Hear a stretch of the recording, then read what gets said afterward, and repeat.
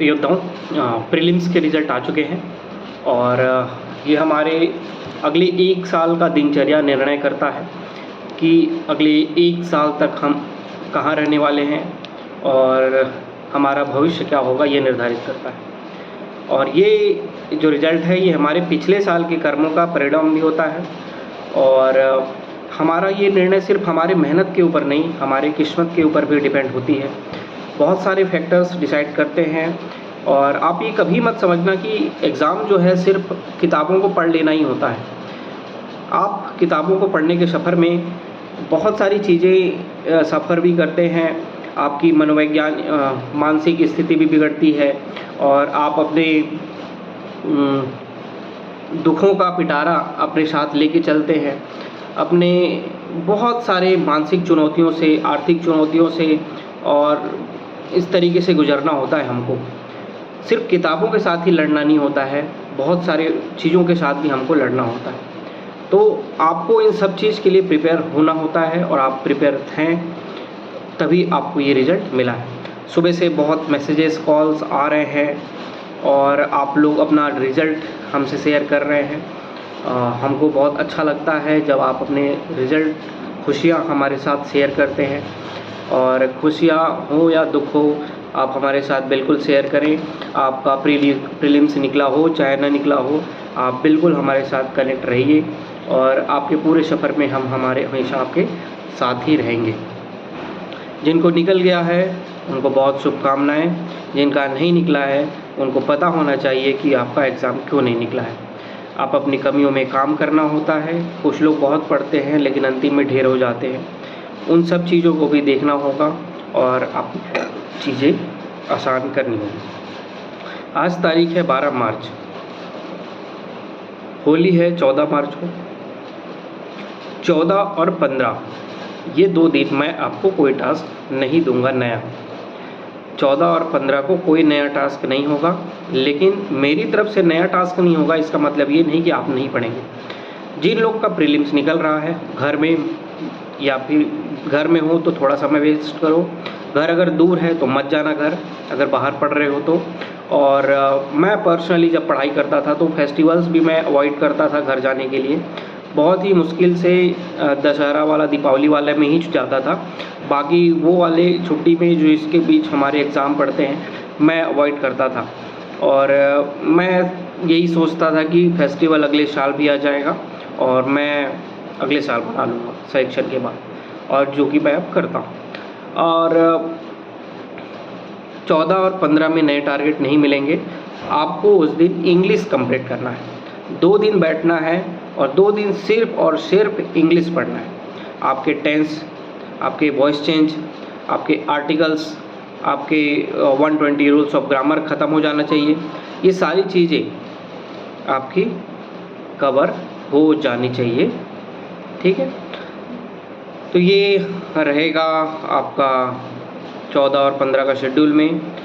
Prelims निकल गया है और अब हमारे लक्ष्य क्लियर है और एक भी सेकंड बर्बाद नहीं करना है, ये आपकी चीज़ें होनी चाहिए।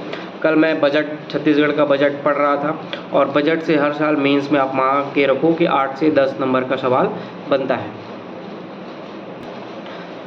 तो मैथ्स का टॉपिक जो है एलसीएम एचसीएफ, ये आप करेंगे। आपकी चीज़ें ये कंटिन्यू होगी। एलसीएम एचसीएफ आपके पास जो भी बुक होगा उससे से कर लेंगे। और छत्तीसगढ़ी के साहित्य और साहित्यकार का जो टॉपिक है मैंने पहले ही बता दिया, उसकी इम्पोर्टेंस क्या है, वो आपको बहुत ज़रूरी है। और महिला आपने पढ़ा होगा, पुरुष में और आज फिर 2 पेज पढ़ें।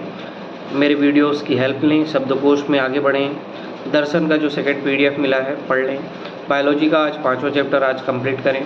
और आपके दिमाग में ये मैं फिर से बोल रहा हूँ कि paper number 4, paper number 1, paper number 6 में आपने अच्छा स्कोर किया है तो आप इसमें बहुत अच्छा आगे बढ़ सकते हैं।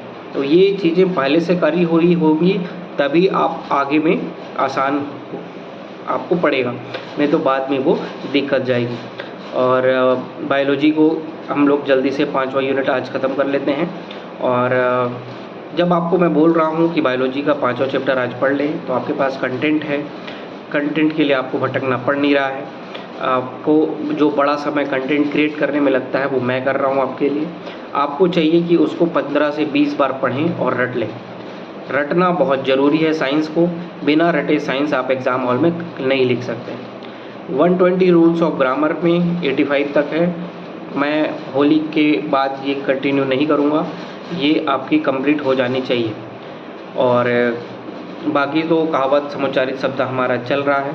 तो समुच्चारित शब्द में पहला आप लिखोगे दंत और दंत्य।